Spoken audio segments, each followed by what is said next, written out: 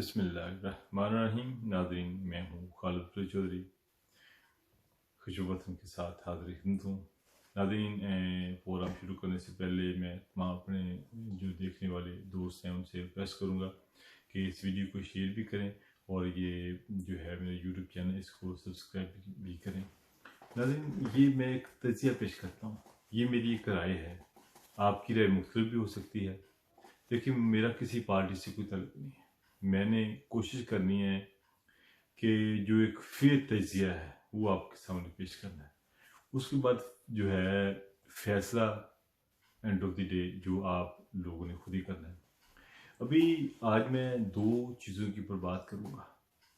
एक जो कि गिलगित और बल्तिस्तान में जो इलेक्शन हो रहा है उस वाले से बात करूँगा, जिसमें कि आर्मी इस वक्त वो इलेक्शन में जो है बिल्कुल वो पार्टिसिपेट नहीं कर रही। और दूसरा जो अभी आर्मी चीफ ने एक इंक्वायरी कमीशन बनाया था और ऑर्डर किया था और उसकी रिपोर्ट आ गई है जो कि आईजी वाला मामला सिंध में हुआ था, जो सफदरवान साहब ने जो बंगड़ डाला था कैद के मज़ार के ऊपर, उस वजह से इन दो टॉपिक के ऊपर मैं बात करूँगा। सबसे पहले टॉपिक के ऊपर मैं आता हूँ कि एक आर्मी, हमारी फ़ौज जो कि एक मुनज़्ज़म एक अदारा है जहाँ पर सिस्टम के मुताबिक काम होता है, वहाँ पर सियासत नहीं होती जिस तरह हमारे सिविलियन में होती है कि वकला बरादरी है, उनका एक सिस्टम है।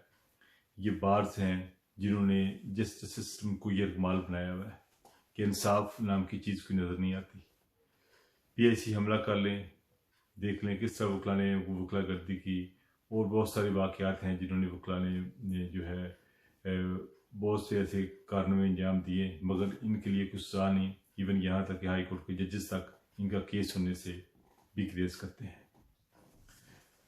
दूसरा, हम निज़ाम की तरफ, फ़ौज की निज़ाम की तरफ बात करते हैं, जो कि चेयरमैन हैं पाकिस्तान पीपल्स पार्टी बिलावल भुट्टो ज़रदारी ने एक मुतालबा किया जिसमें उन्होंने कहा कि जी ये हमारे आईजी के साथ ज़्यादती हुई है। वो उन्होंने जो कि छुट्टी के लिए दरख्वास्त की और उसके साथ कुछ अफसरान ने भी छुट्टी के लिए दरख्वास्त दे दी हैं, तो इनको अगवा किया गया है या ज़बरदस्ती पर्चा दर्ज करवाने के लिए कहा गया है। उन्होंने आर्मी चीफ से जो है एक आला जो है उर्दू का एक कमीशन माने का मुतालबा किया।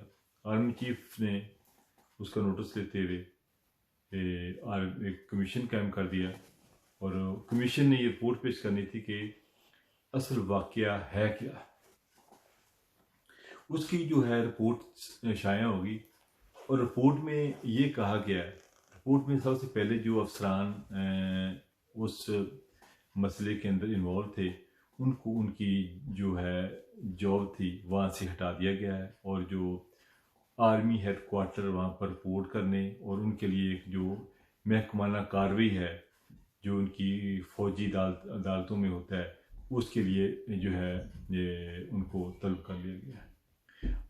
आर्मी ने एक आला जो है मेयार का मुजाहरा किया। इससे पहले एक कर्नल साहब को और कोई मेजर इस तरह बड़े रैंक के अफसरान को फांसियाँ भी दी गई हैं और जॉब से बर्खास्त भी किया गया है कोई जुर्म साबित होने के बाद।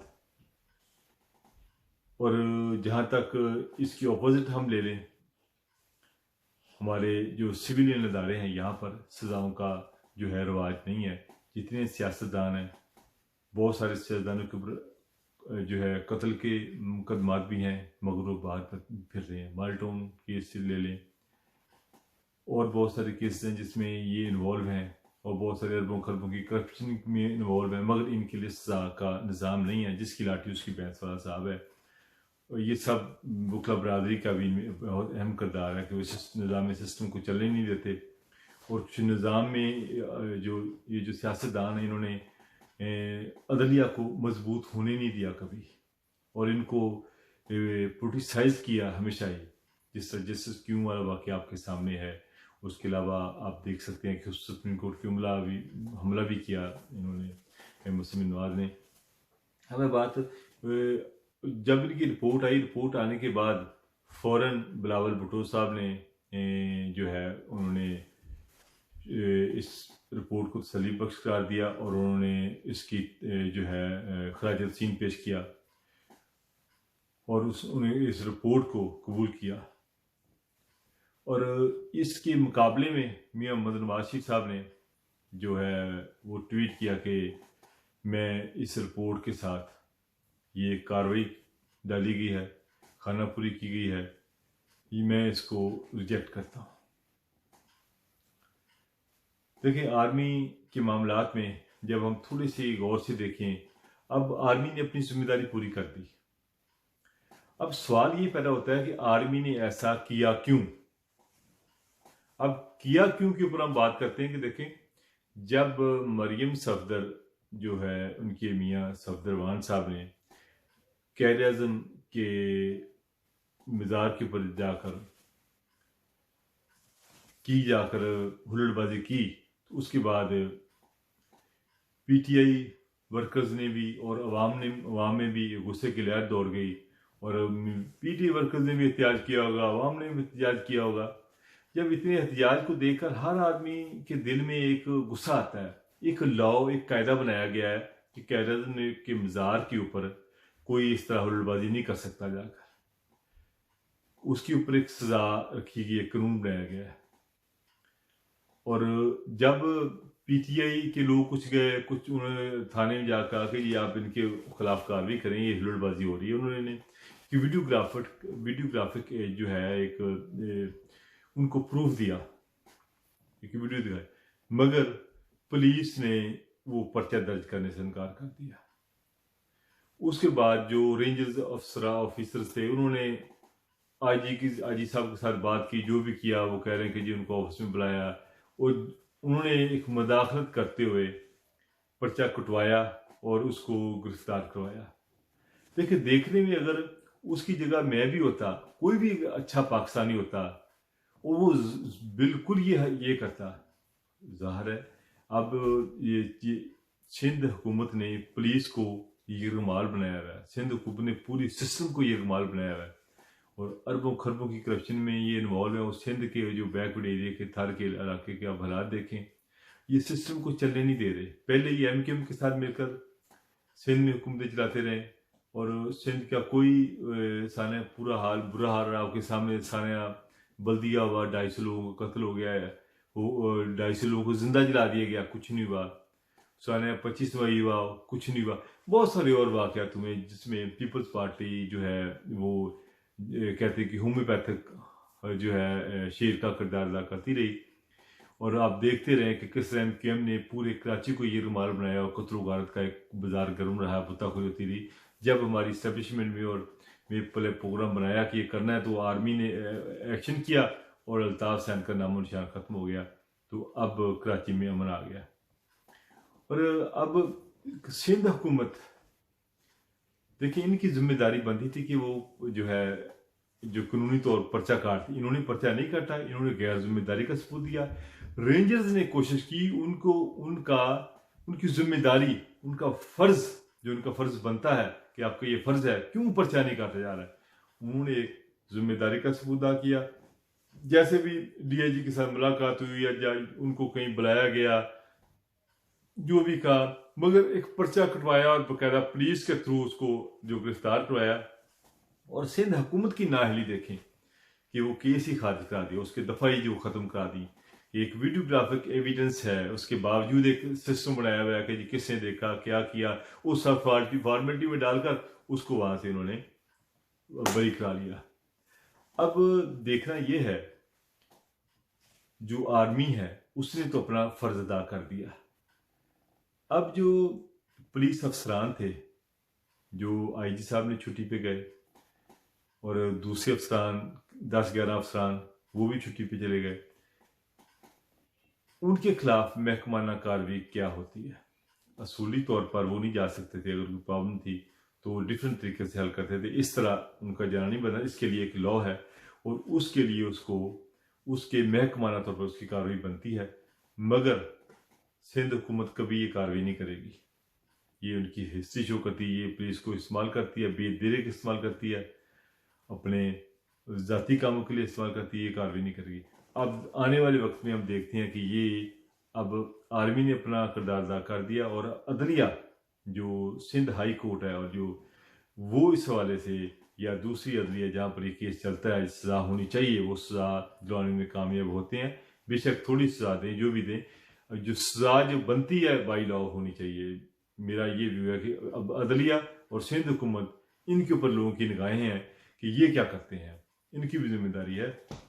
और जो वफाकी हुकूमत इसकी भी जिम्मेदारी है। अगर वफाकी हुकूमत कुछ करती है तो ये फिर इल्ज़ाम करते हैं कि जी ये देखें ये जो है ना ये इंतकामी कार्रवाइयाँ जो हो रही हैं। और दूसरा मैं जो दूसरे टॉपिक पे बात करूँगा वो है जो गिलगित बल्तिस्तान का जो है इलेक्शन है, जीबी का इलेक्शन, उस बारे से बात करूँगा कि हमेशा आर्मी इलेक्शन में हिस्सा लेती रही। इस बार आर्मी ने कहा जी आप इलेक्शन खुद करें, इलेक्शन कमीशन जाने और आप जाने, हमें इसमें इन्वॉल्व ना करें। फिर बाद में आप लोग इल्ज़ाम लगाते हैं। अब देखें ये सियासतदान की कितनी एक बैड हैबिट है कि बेनजीर साहबा की जो साहबजादे हैं बिलावल भुट्टो जरदारी साहब, उन्होंने देखें आके कहना शुरू कर दिया कि जी इलेक्शन में धांधली होगी और उन्होंने भी साफ कहना शुरू कर दिया। मरीम नवाज साहब ने भी देखें जी ये तो धांधली होगी, ये हुकूमत है ये धांधली करेगी। मरीम नवाज और मुस्लिम नवाज का ये वतीरा रहा है, जो भी इलेक्शन जब हारते हैं कहते हैं कि ये धांधली होगी, जो इलेक्शन जीते हैं वो कहते हैं ये फ्री एंड फेयर इलेक्शन हो गया। जब ये इलेक्शन जीत जाते हैं वो वाला इलेक्शन ये कहते हैं फ्री एंड फेयर हुआ, जो हारते हैं वो धांधली में ले जाते हैं। इसी तरह ये अदालतों के साथ करते हैं। अदालतों में क्या करते हैं, जब इनके हक में फैसला आता है इंसाफ की फतह हो जाती है, जब इनके खिलाफ फैसला आता है वो पांच जजेस वो कौन होते हैं, फिर ये मियाँ साहब 5 जजेस दिखाते हैं, फिर ख्वाजा साहब वो लोहे के चने दिखाते हैं, फिर यहाँ पे निहाल हाशमी साहब वो कहते हैं कि हम निशान इबरत बना देंगे। निशान इबरत बना देंगे तो क्या क्या बातें करते हैं, इन्होंने पूरी कौम को निशान इबरत बना दिया है। लोग किस तरह भूखे मारे क्या हालात हैं, और ये अरबों खरबों रुपया हड़प करके वो बाहर मजे की जिंदगी गुजार रहे हैं। अब अवाम को देखना पड़ेगा कि ये इलेक्शन हो रहा है। देखिए पीटीआई इलेक्शन लड़ रही है और मुस्लिम नून और पीपल्स पार्टी, तीनों जो है पार्टीज के दरमियान ये इलेक्शन है, और तीनों में जो भी जीतता है इनको अब समझदारी का मुजाहरा करना चाहिए। अब ये अभी तक इनकी बच्चों वाली सियासत गई नहीं, अभी तक ये मेच्योर नहीं हुए, तीनों पार्टियों में मेच्योरिटी अभी नहीं आई। जो भी हटते हैं वो कहते हैं जी ये तो धांधली होगी। अब धांधली अब अपने इलाके में काम करती हैं, अब सारा कुछ जो भी सिस्टम पूरा करें, और जो पार्टी भी इलेक्शन जीते दूसरी पार्टी को चाहिए खुश दिली से इलेक्शन कबूल करें और बिल्कुल सोमवार के बाद दें। एक नया ट्रेंड पैदा होना चाहिए।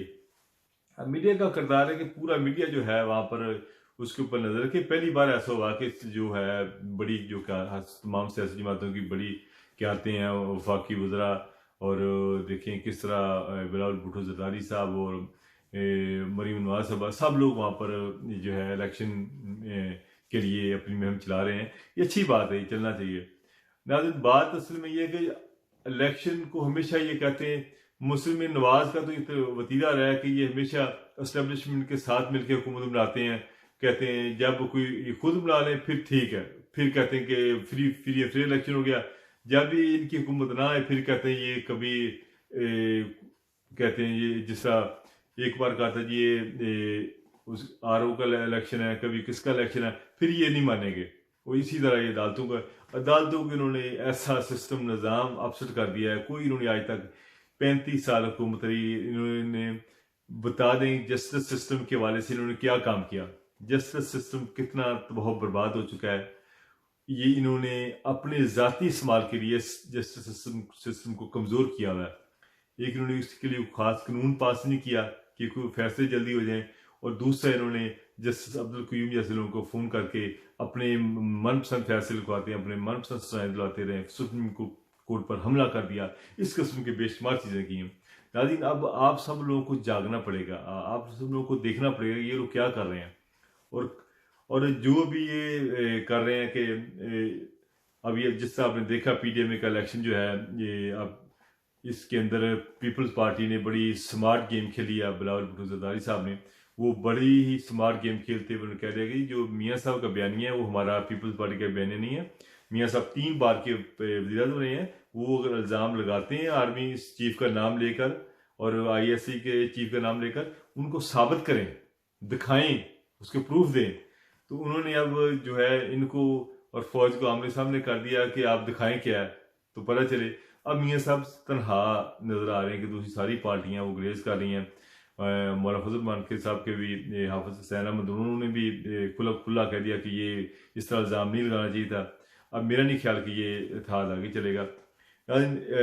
असल में ये हमारा अपना मुल्क है। हम जिस तरह इन लोगों ने, मुस्लिम नवाज ने और पीपल्स पार्टी ने 30-35 साल हुकूमत की, मियाँ जो है नवाज शरीफ साहब जलन जिलानी के थ्रू होते हुए, ज़िया के थ्रू होते हुए, ये खुद जब इस्टेब्लिशमेंट के गोद में पलते हैं, आगे चलते हैं, उसको नहीं वो कभी याद नहीं करते और दूसरों को कहते हैं कि ये देखिए आर्मी एक अदारा है, वो जो भी हुकूमत आएगी उनके साथ खड़े होके उनको जो वर्क करना पड़ेगा।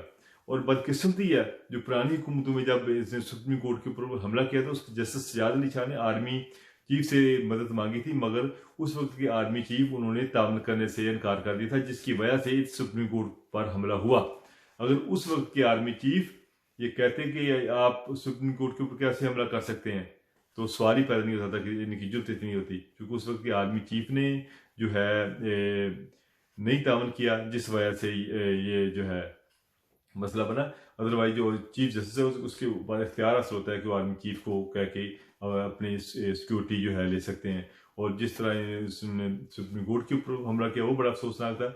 ये इन्होंने 35 साल कोई लॉ नहीं पास किया, सब अपने मतलब की जितने भी इन्होंने लॉ बनाए हैं सब में इनकी अपनी जाती है मफादत हैं। अब FTF का बिल था, ये इन्होंने पास नहीं होने दिया। उसमें कोई इसमें जो कितनी 36 शर्तें ऐसी थी कि जिसमें तमाम जो है इनके जो अंदर बैठे हुए जो जिनको ऑलरेडी जुर्म साबित हो चुका है, तो हुदैबिया मिल जैसे केस में भी देखें जस्टिस साहब ने क्या कर दिया, उनको फारिग कर दिया था, ये भी कह दिया इसके ऊपर कोई मीडिया टाक की जाए। बड़े बड़े काम इन्होंने किए और लोग बेचारे भूखे मर रहे हैं। इन्होंने पूरा सिस्टम को ये रुमाल बनाया हुआ है। नाज़रीन, आपको आंखें खोलनी पड़ेंगी। इसके साथ ही नाज़रीन इजाज़त चाहूँगा और आने वाले वक्त में भी जो भी लेटेस्ट जो होगी न्यूज़ वो आपसे शेयर करता रहूँगा। आप दोस्तों के तावन का बहुत शुक्रिया। दोस्तों, आपसे फिर एक रिक्वेस्ट है कि आप मेरा YouTube चैनल सब्सक्राइब करें और साथ मेरी वीडियो भी शेयर करें। इसके साथ ही मैं इजाज़त चाहूँगा। अल्लाह निगहबान।